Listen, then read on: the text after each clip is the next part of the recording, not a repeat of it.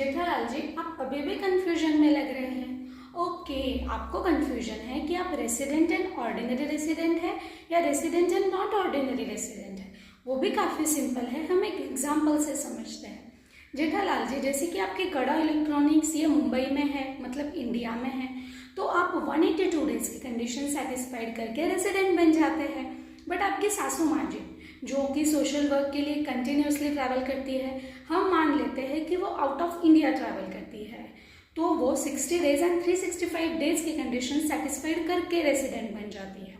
But resident and ordinary resident बनने के लिए आपको और 2 कंडीशन सेटिस्फाइड करनी पड़ती है। उसमें से फर्स्ट कंडीशन है कि आपको प्रीवियस 10 ईयर्स में से एटलीस्ट 2 ईयर्स तो भी इंडिया में रेसिडेंट रहना पड़ेगा।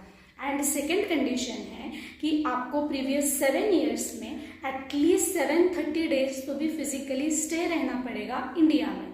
अगर ये दोनों कंडीशन सेटिस्फाइड हो जाती है तो आप रेसिडेंट एंड ऑर्डिनरी रेसिडेंट बन जाते हैं, otherwise resident and not ordinary resident बन जाते हैं।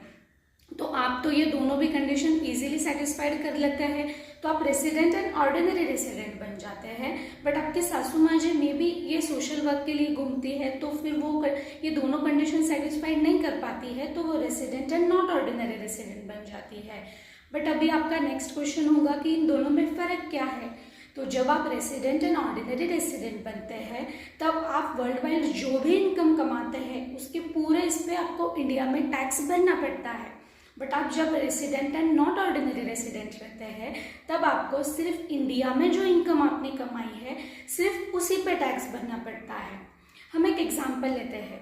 अगर आपने बबीता जी के लिए अगर लंदन में कोई फ्लैट लिया एज ए इन्वेस्टमेंट, लेकिन बाद में आपने उसको रेंट आउट किया है और अभी आपको वो लंदन के फ्लैट से रेंट आ रहा है, तो जब जैसे ही आप रेसिडेंट एंड ऑर्डिनरी रेसिडेंट बन जाते हैं तो आपको इंडिया में भी उस रेंट पे टैक्स भरना पड़ेगा। अगर सेम इनकम आपके सासू माँ जी को आती है तो उनको इस पे इंडिया में टैक्स पे करने की ज़रूरत नहीं है। होप सो जेठालाल जी आपकी सारी प्रॉब्लम सॉल्व हो गई होंगी। बट आप बराबर सोच रहे हैं जैसे हर एक रूल को कुछ न कुछ एक्सेप्शंस होते हैं, तो ऐसे इसको भी एक्सेप्शन है वो जो कि हम थर्ड पार्ट में देखेंगे। तब तक के लिए like, share and subscribe. Thank you.